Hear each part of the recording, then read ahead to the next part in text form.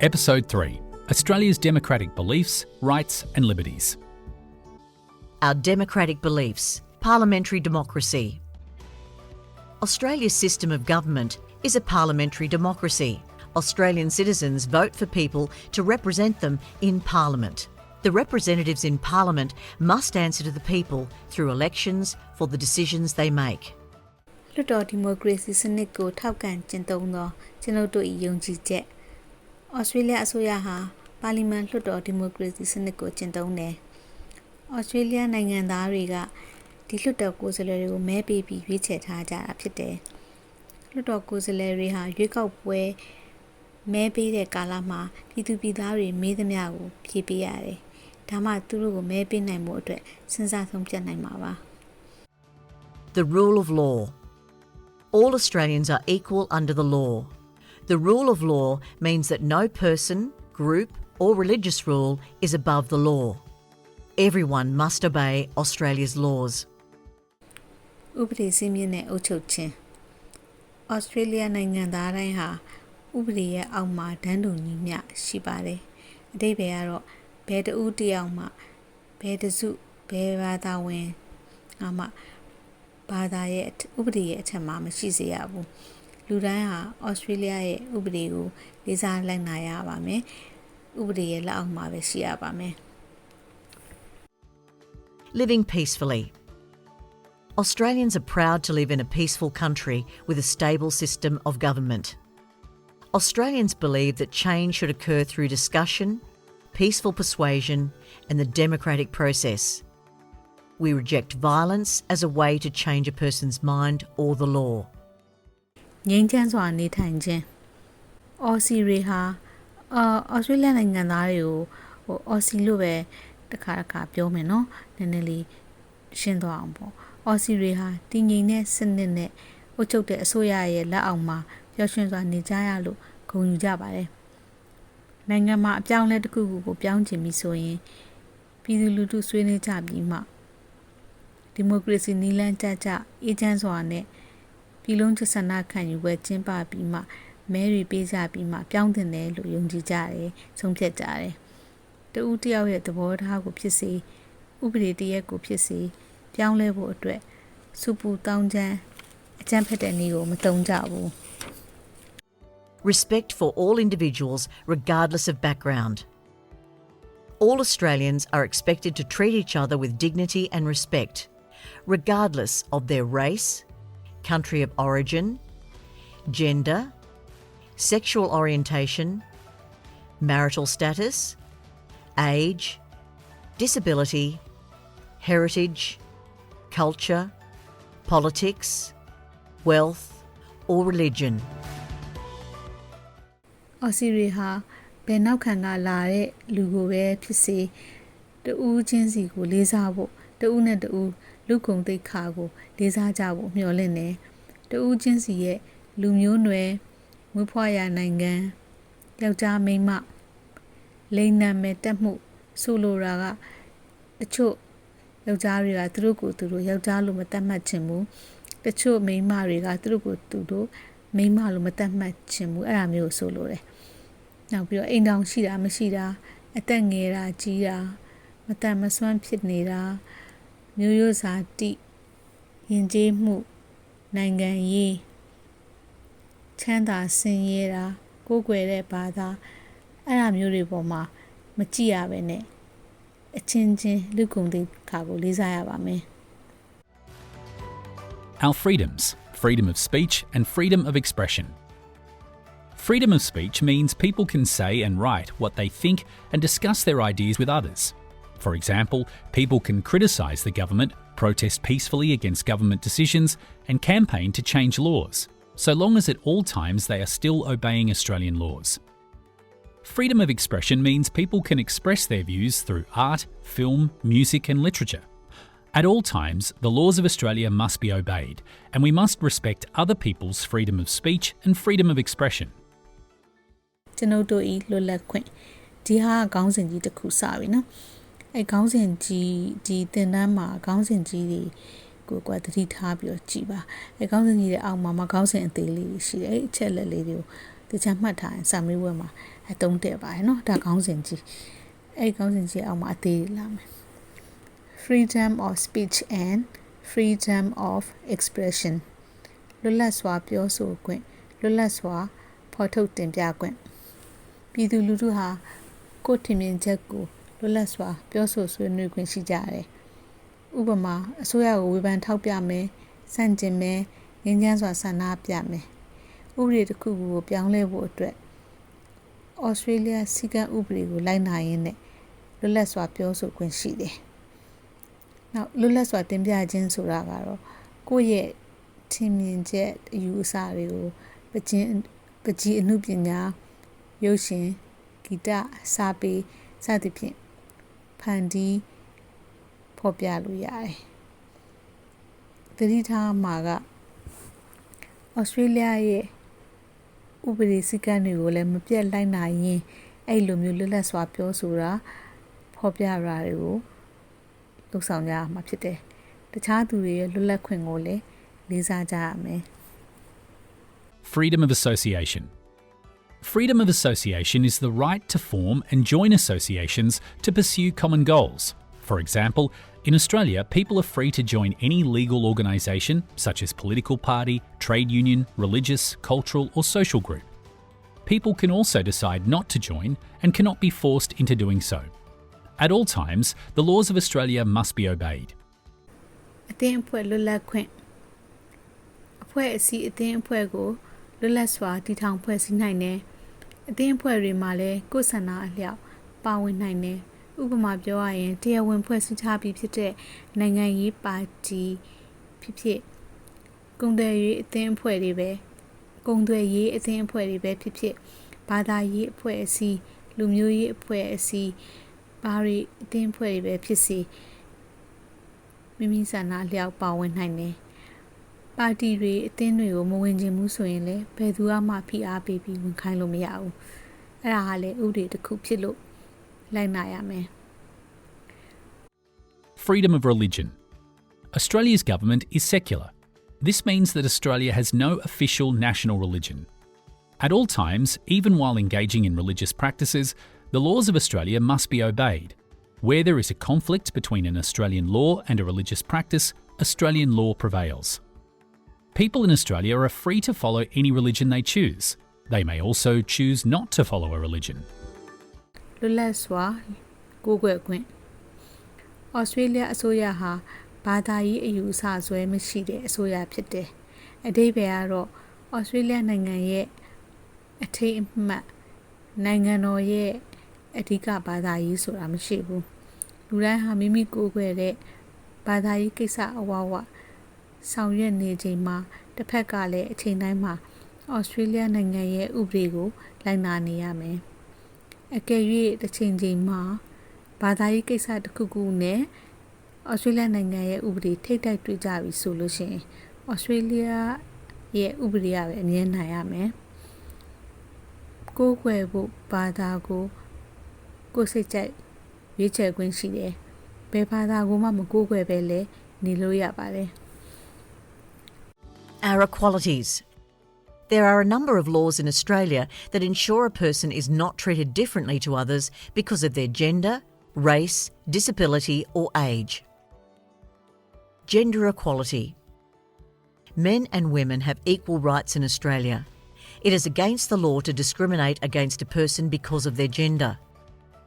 ကျွန်တော်တို့ဤတန်းတူညီမျှမှုခေါင်းစဉ်ကြည့်လာပြီနော်နောက်တစ်ခုတဦးတယောက်ကိုမှကြားမှခွဲကြတာလူမျိုးခွဲကြတာမတန်ဆွမ်းလို့ခွဲကြတာအသက်အရွယ်ကြီးလို့ခွဲကြတာအဲ့ဒါမျိုးမလုပ်ရဘူးဆိုပြီးတားမြစ်တဲ့ဥပဒေတွေဩစတြေးလျမှာရှိပါတယ် Gender equality ကြားမှခွင့်အရေးတန်းတူမှုဩစတြေးလျမှာယောက်ျားတွေနဲ့မိန်းမတွေတူညီတဲ့အခွင့်အရေးရှိတယ်အကယ်၍ယောက်ျားဖြစ်လို့မိန်းမဖြစ်လို့ဆိုပြီးဆန့်ကျင်ခွဲခြားနေဒါဟာဥပဒေကိုဆန့်ကျင်တာပဲဖြစ်တယ် Equality of opportunity and a fair go. Australians value equal opportunity in our society, what is often called a fair go. This means that what someone achieves in life should be a result of their talents, work and effort. ညီမျှတဲ့အခွင့်အရေးနဲ့မျှမျှတတဆက်လက်မှု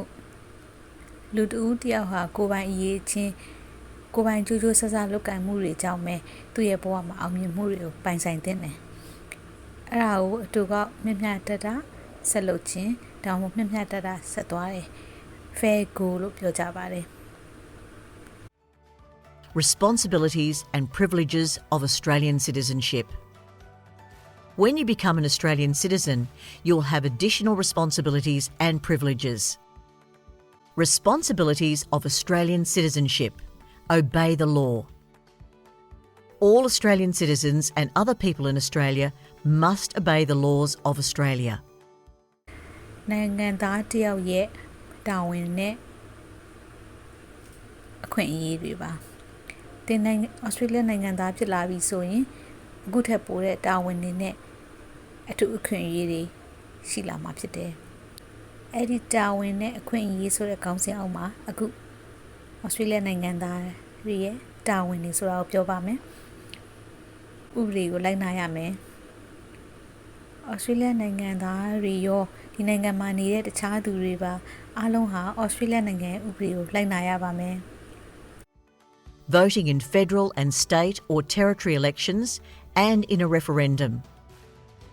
Voting is an important responsibility, right and privilege for all Australian citizens aged 18 years or over. This includes voting in federal and state or territory elections and in a referendum, which is a vote to change the Australian Constitution. By doing this, Australian citizens have a say in how Australia is governed and contribute to its future. Voting is compulsory in federal and state or territory elections. တိုင်းပြည်အဆင့်ပြည်내တိုင်းအဆင့်ရွေးကောက်ပွဲတွေမှာဆန္ဒမဲပေးခြင်းလူထုဆန္ဒခံယူပွဲမှာပါဝင်မဲပေးခြင်းမဲပေးခြင်းဟာအသက်18နှစ်ပြည့်ပြီးတဲ့ဩစတြေးလျနိုင်ငံသားတိုင်းအတွက်အရေးကြီးတဲ့တာဝန်ဖြစ်တယ်။အဲ့ဒါဟာအရေးကြီးတဲ့အခွင့်အရေးဖြစ်တယ်လို့တန်မိုးထားမယ်အရာလည်းဖြစ်တယ်။မဲပေးတဲ့တာဝန်မှာနိုင်ငံတော်အဆင့်ပြည်내နဲ့တိုင်းအဆင့်တွေပါပါတယ်။ဩစတြေးလျရဲ့ဥပဒေကိုပြောင်းလဲဖို့အတွက်ကျင်းပတဲ့လူထုဆန္ဒခံယူပွဲမှာမဲထည့်ရတာလေတာဝန်တစ်ခုပဲဖြစ်တယ်။အဲ့လိုတာဝန်တွေကိုယူရတာဟာဩစတြေးလျနိုင်ငံအစိုးရရဲ့အုပ်ချုပ်ရေးမှာကိုကလည်းတထက်တအားပါဝင်ဖြစ်စီပေးတယ်လို့ပြောလို့ရပါတယ်။မဲပေးခြင်းဟာမဖြစ်မနေလှုပ်ဆောင်ရမှာဖြစ်ပါတယ်။ Defend Australia should the need arise. While service in the Australian Defence Force is voluntary, it is a responsibility for Australian citizens to defend Australia should the need arise. ဩစတြေးလျနိုင်ငံကိုကာကွယ်ဖို့လိုအပ်လာရင်ပါဝင်ရမယ်။ဩစတြေးလျနိုင်ငံသားတွေဟာစစ်တပ်ကလိုအပ်တဲ့အချိန်ရောက်လာခဲ့ရင်နိုင်ငံကိုကာကွယ်ဖို့အတွက်ကူညီတဲ့အနေနဲ့တာဝန်ထမ်းဆောင်ရမယ်။ Serve on a jury if called to do so. A jury consists of a group of ordinary Australian citizens aged 18 years or over. They listen to the evidence in some court cases and decide if a person is guilty or not. Australian citizens who are on the electoral roll can be called to serve on a jury. တရားရုံးကတာဝန်ပေးလာရင်တရားရုံးရဲ့ခုံရုံးအဖွဲ့ဝင်အဖြစ်တာဝန်ထမ်းဆောင်ခြင်းဩစတြေးလျနိုင်ငံသားအသက်18နှစ်ကျော်လွန်သူတွေဟာတရားရုံးကတာဝန်ပေးရင်တွားပြီးထမ်းဆောင်ရမယ့်တာဝန်ရှိတယ်။အဲ့ဒီခါတရားရုံးကိုတွားပြီးအမှုကိစ္စတွေကိုအပြစ်ရှိမရှိအဲ့မှာဆုံးဖြတ်တာတွေကိုနားထောင်ပေးရမှာဖြစ်တယ်။နိုင်ငံသားဖြစ်ပြီးရွေးကောက်ပွဲတွေမှာမဲပေးဖို့နာမည်စာရင်းပေးလိုက်ပြီးတဲ့သူတိုင်းကိုတရားရုံးကအဲ့တာဝန်ပေးတဲ့စာတနေ့နေ့တရက်ရက်မှာပို့လိုက်လိမ့်မယ်။ Privileges of Australian citizenship. Apply for work in the Australian Public Service and the Australian Defence Force. A privilege of Australian citizenship is to apply for a job in the Australian Public Service and work for the Australian Government, for example in Services Australia or the Australian Taxation Office. Australian citizens are also able to apply for a job in the Australian Defence Force. ဩစတြေးလျနိုင်ငံသားရဲ့အထူးအခွင့်အရေးခုနတာဝန်နေပြီးတော့အခုအထူးအခွင့်အရေးတွေလာပါပြီ။ဩစတြေးလျနိုင်ငံသားဖြစ်ပြီးဆိုရင်ရရှိမဲ့အခွင့်အရေးတွေထဲမှာအစိုးရအလုပ်ကိုရှောက်ပြီး အလုပ်လုပ်နိုင်တယ်ဥပမာလူမှုဖူလုံရေးယုံတို့အခွန်ယုံ tax ယုံတို့စတဲ့အစိုးရယုံတွေဖြစ်တယ်နောက်ပြီး Australia စစ်တပ်မှာလည်းအလုပ်ဝင်မှုအတွက်စ조사လို့ရတယ် Seek election to Parliament. Australian citizens who are aged 18 years or over and who are not dual citizens can seek election to Parliament at the federal, state or territory level. Seek election to Parliament အသက်16နှစ်ကျော်တဲ့အော်စီနိုင်ငံသားဖြစ်မယ်နိုင်ငံနှစ်နိုင်ငံရဲ့နိုင်ငံသားတော့မဟုတ်ဘူးသူတစ်နိုင်ငံရဲ့နိုင်ငံသားပဲဖြစ်မယ်ဆိုရင်အဲ့သူဟာဘယ်သူပဲဖြစ်ဖြစ်လွှတ်တော်ထဲမှာအမတ်အဖြစ်ရွေးချယ်ခံခြင်းရွေးကောက်ပွဲမှာမဲဝင်ပြိုင်နိုင်ပါတယ် Apply for an Australian passport and re-enter Australia freely. Australian citizens have the right and privilege to live freely in Australia, apply for an Australian passport and return to Australia without the need for a visa following travel overseas. Australia နိုင်ငံသားတွေဟာဒီနိုင်ငံမှာလွတ်လပ်စွာနေထိုင်နိုင်တယ် Australia နိုင်ငံကူးလက်မှတ် passport ကိုလည်းလျှောက်ထားနိုင်တယ်နိုင်ငံခြားကိုခရီးထွက်ပြီးရင် visa ပြန်လျှောက်စရာမလိုပဲ Australia နိုင်ငံကိုပြန်လာလို့ရတယ်အဲ့အခွင့်အရေးတွေရပါတယ်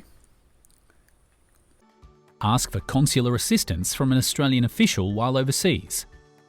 While overseas, Australian citizens can ask for help from an Australian government official in times of need. Australian officials can provide help in emergencies such as civil unrest and natural disasters, issue an emergency passport, and give advice and support.